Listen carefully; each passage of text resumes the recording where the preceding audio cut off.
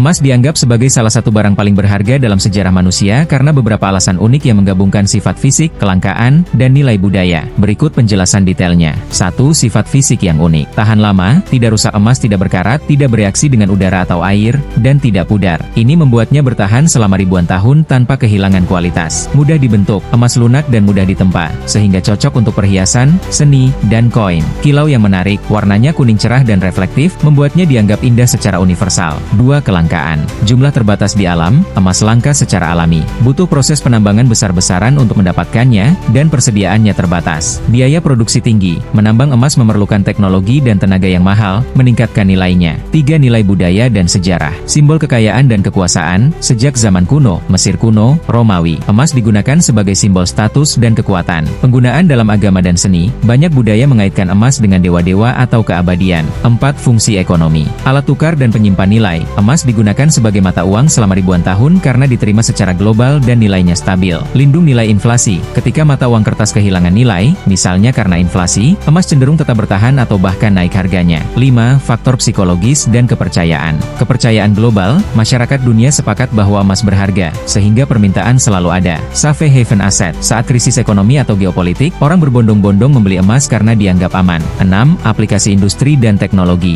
Meskipun sebagian besar emas digunakan untuk perhiasan dan investasi, emas juga penting dalam elektronik, konduktor yang efisien, kedokteran, gigi palsu, alat medis, teknologi tinggi, lapisan pelindung satelit. Perbandingan dengan logam lain, perak lebih melimpah dan mudah teroksidasi. Platinum lebih langka, tetapi kurang liquid dan populer dibanding emas. Bitcoin, aset digital dianggap emas digital, tetapi tidak memiliki bentuk fisik atau sejarah panjang seperti emas. Kesimpulan, emas menggabungkan kelangkaan, daya tahan, keindahan, dan penerimaan universal, menjadikannya aset yang terus dihargai. Nilainya tidak hanya berasal dari kegunaan praktis, tetapi juga dari kepercayaan kolektif manusia akan nilainya yang abadi.